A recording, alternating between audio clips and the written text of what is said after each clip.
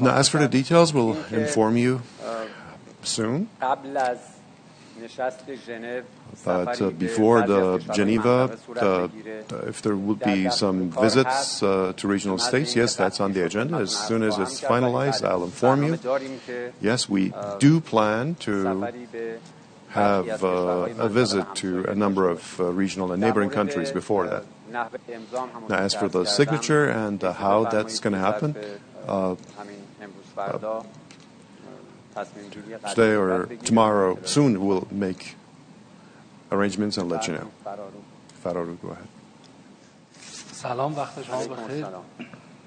شما اخیراً سفری داشتید. Well, recently you had a trip to Hamadan in Iran to take part in a commemoration ceremony of Martyr Shadmani.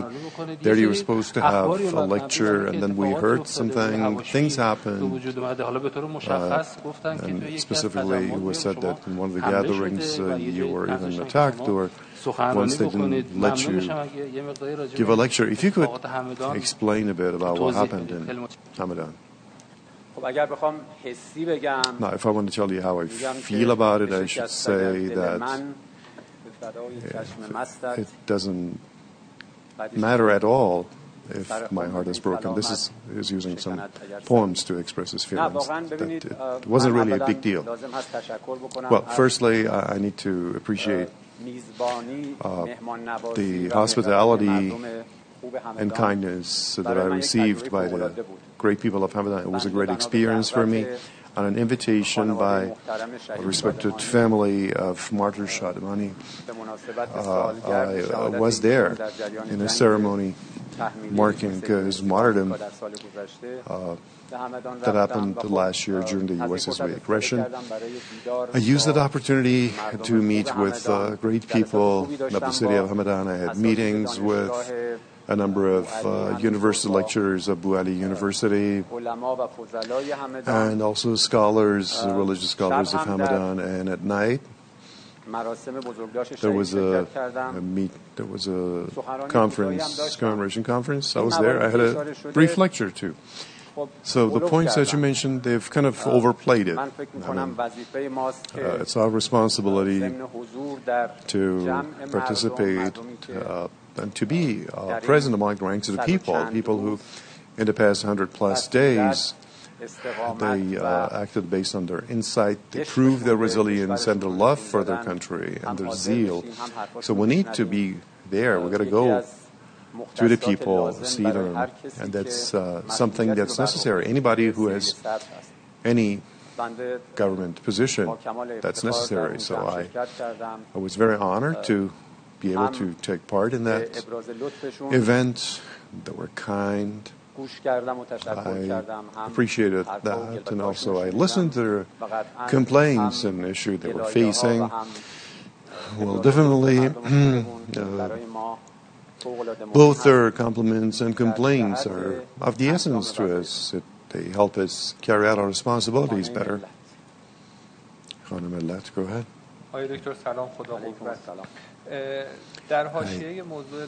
Now, on the sideline of the continuation of this MOU process, it's the legal pursuit of the actions by the Zionist regime in the U.S. and also the martyrdom of our leader. This is public demand. How are you going to act to that end? Will that be on the agenda of the foreign ministry? Definitely it's on the agenda. I think that the blood of our martyrs and compensation for that, this is something permanent. I mean, nobody can forget the big crimes committed against the Iranian people. You can never forget that. You can never forgive that either. So this is a demand that will be a permanent one, and we at the MFA will be using any possibility, any tools to document the crimes committed, and also to elaborate on the heinous crimes committed against the Iranian people in that period. This is a permanent task of the Minister of Foreign Affairs, and international bodies, international forums, anywhere we have a chance, we will use that opportunity in order to record and expatiate on those crimes. So, no doubt about it that diplomacy and reaching an agreement and understanding with the other side in order to put an end to the war, in order to de-escalation would not mean that we will forget about the crimes committed against the Iranian people or that we would forgive them. After a lapse of almost 100 days, I mean, if you consider since the beginning of the war, so far it's 107 nights. We have had lots of ups and downs. We had the other side that claimed it's going to annihilate the Iranian civilization. It was intending to destroy all our infrastructure, that they call us names, and we came to the point, just like last night, there was this understanding announced for an end to war on all fronts.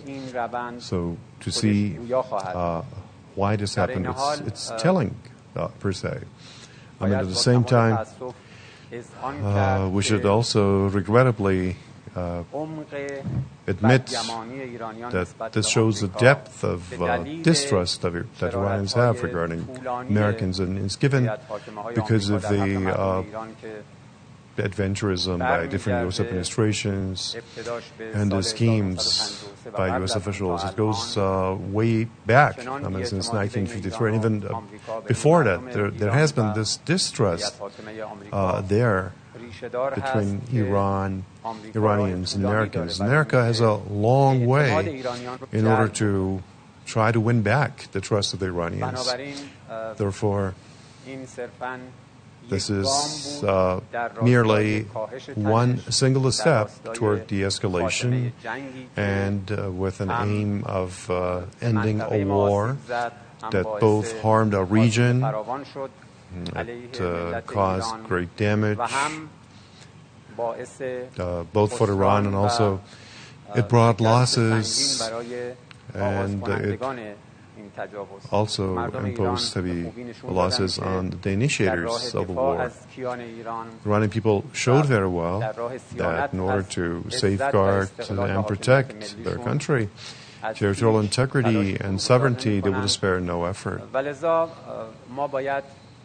Therefore, we need to wait and see in what direction we'll move in the future.